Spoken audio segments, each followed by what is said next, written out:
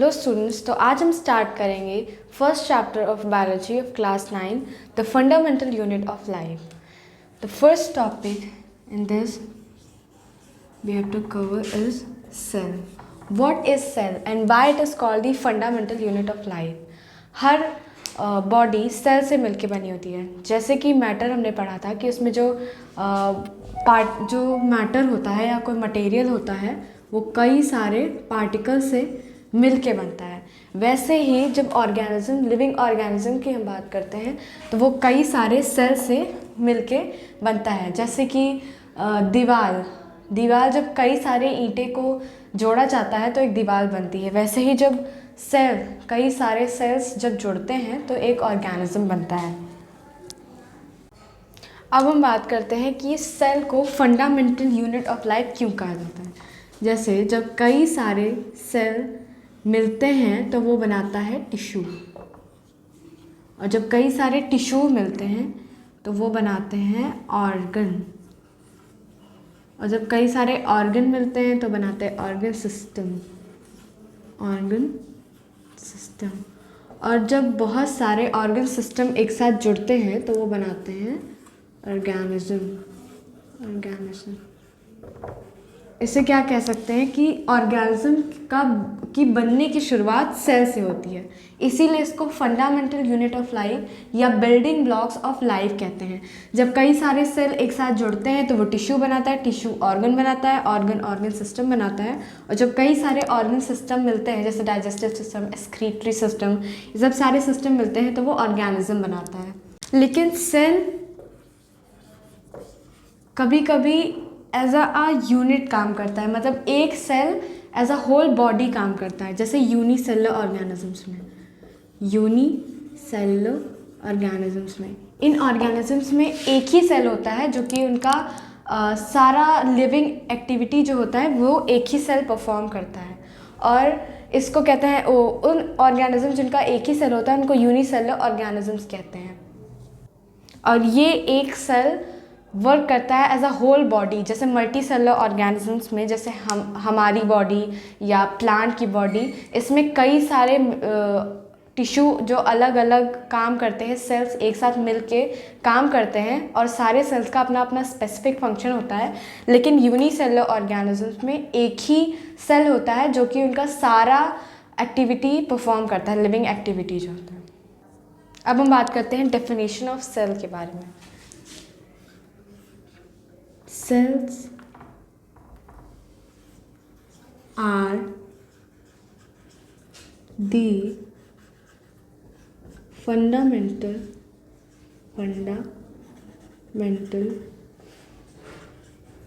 unit of life as they perform all the living activities in the body of organisms. अब हम बात करते हैं history of discovering cell. History of cell को सबसे पहले डिस्कवर किया था रॉबर्ट हुक ने इन 1665 में. 1665 में रॉबर्ट हुक ने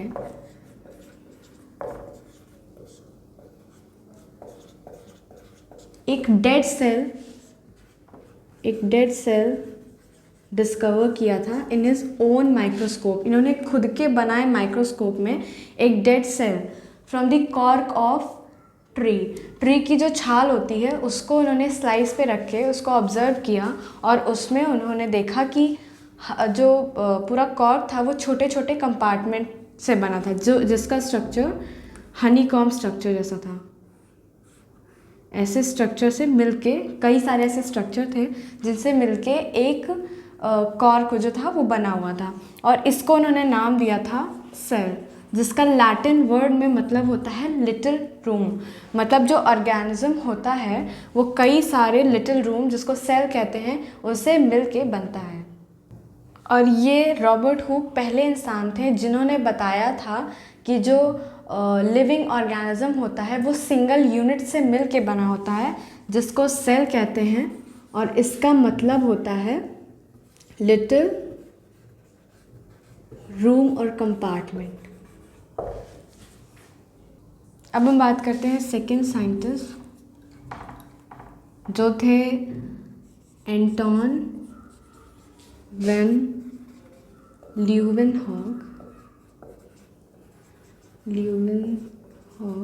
जिन्होंने 1674 में लिविंग सेल फाइंड किया था। रॉबर्ट हुक ने डेड सेल देखा था। इन्होंने पहले इंसान थे जिन्होंने लिविंग सेल देखा था इन द वाटर, पॉन्ड के वाटर में, मतलब तालाब के पानी में। इन्होंने एक लिविंग सेल जो कि बैक्टीरिया का था, इन्होंने सबसे पहले देखा था, एंटोन वैन ल्यूवेनहॉक ने। फिर रॉबर्ट ब्राउन ने इन 1831 में न्यूक्लियस की खोज की थी। Nucleus is a part of cell. Nucleus cell का एक पार्ट होता है जिसको हम आगे चैप्टर में पढ़ेंगे। रॉबर्ट ब्राउन ने 1831 में न्यूक्लियस की डिस्कवरी की थी। ये पहले व्यक्ति थे जिन्होंने सेल में न्यूक्लियस देखा था। फिर आए पर्किंजे इन 1839। इन्होंने सबसे पहले दिया था वर्ड प्रोटोप्लाज्म का। प्रोटोप्लाज्म क्या होता है? प्रोटोप्लाज्म होता है न्यूक्लियस जो कि पार्ट ऑफ सेल होता है, प्लस साइटोप्लाज्म ऑफ सेल, उसको मिला के हम प्रोटोप्लाज्मिक टर्म देते हैं, साइटोप्लाज्म। ये हम आगे चैप्टर में पढ़ेंगे। ये इसको सबसे पहले पर्किंजे ने दिया था इस टर्म को। अब हम बात करते हैं सेल थ्योरी के बारे में। सेल थ्योरी जिसको दिया था दो बायोलॉजिस्ट ने, स्केलेटन इन 1838 और स्केवान इन 1839। इन्होंने बताया कि all living things are made up of cell. मतलब इन्होंने बताया कि the basic unit of life is cell. इन्होंने बताया कि जो सारे लिविंग ऑर्गेनिज्म होते हैं वो सेल से मिलके बनते हैं। कई सारे सेल जब मिलते हैं तो लाइफ बनती है। और ये नहीं बता पाए थे, इन दोनों बायोलॉजिस्ट ये बताने में असक्षम थे कि सेल आते कहाँ से हैं या और सेल कहाँ से बनते हैं। इसको दिया था वर्चाउ ने। वर्चाउ ने बाद में इस सेल थ्योरी को एक्सपैंड किया और एक्सप्लेन किया कि the cell comes from pre existing cell. Pre existing cell मतलब वर्चाउ ने बताया कि जो सेल आता है वो पहले सेल जो होते हैं वो डिवाइड करके ही आगे सेल बनाते हैं। मतलब एक सेल डिवाइड होता है और वो दो सेल बनाता है, ऐसे करके दो सेल आगे डिवाइड होते हैं और वो और सेल बनाते हैं। इसके बारे में, सेल डिवीजन के बारे में हम आगे चैप्टर में पढ़ेंगे। तो ये वर्चाउ थे जिन्होंने बताया था कि सेल्स आते कहाँ से हैं। अब हम बात करते हैं यूनिसेलुलर ऑर्गेनिजम्स के बारे में। यूनिसेलुलर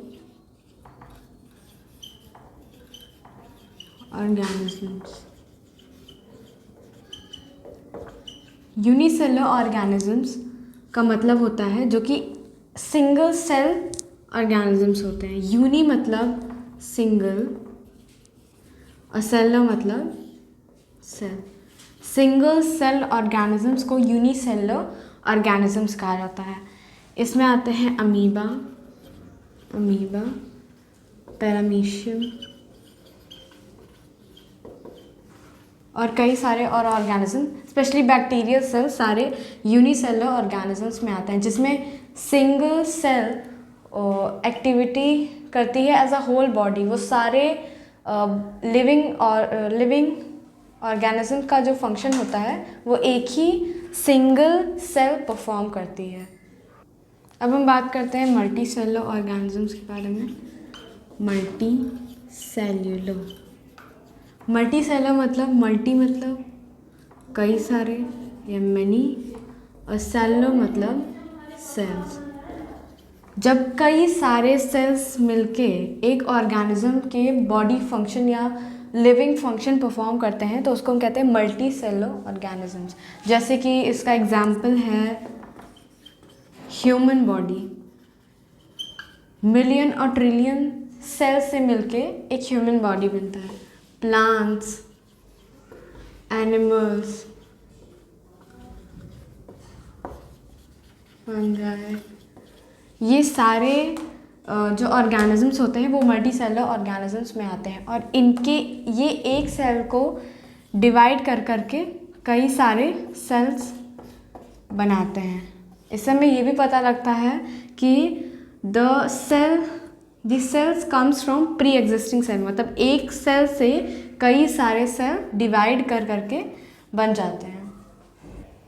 अब हम बात करते हैं structure and shape of cell, shape and size of cell कह सकते हैं। साइज ऑफ सेल, सेल की जो शेप और साइज़ होती है वो कुछ जगह पे एक जैसी होती है। जैसे हमारी बॉडी में कई सारे सेल्स होते हैं और जो एक फंक्शन परफॉर्म करने वाले जो सेल्स होते हैं वो एक जैसे होते हैं। फॉर एग्जांपल जो नर्व सेल्स होते हैं, सारे नर्व सेल्स एक जैसे होते हैं, लेकिन रेड जैसे आरबीसी के जो सेल्स होते हैं वो नर्व सेल्स से अलग होते हैं। ऐसे ही हम अमीबा ले सकते हैं। अमीबा का कोई फिक्स शेप नहीं होता है, ये चेंज करते रहते हैं अपना शेप। ये ऐसे शेप के हो सकते हैं, ऐसे शेप के हो सकते हैं। इनका शेप एक पर्टिकुलर तरीके का नहीं होता है, ये किसी भी शेप के हो सकते हैं। ये यूनिसेलुलर ऑर्गेनिजम्स होते हैं, मतलब कि सेल का जो स्ट्रक्चर है, उसका साइज़ है, वो शेप है, वो उनके परफॉर्मेंस के और फंक्शन के हिसाब से अलग अलग होता है।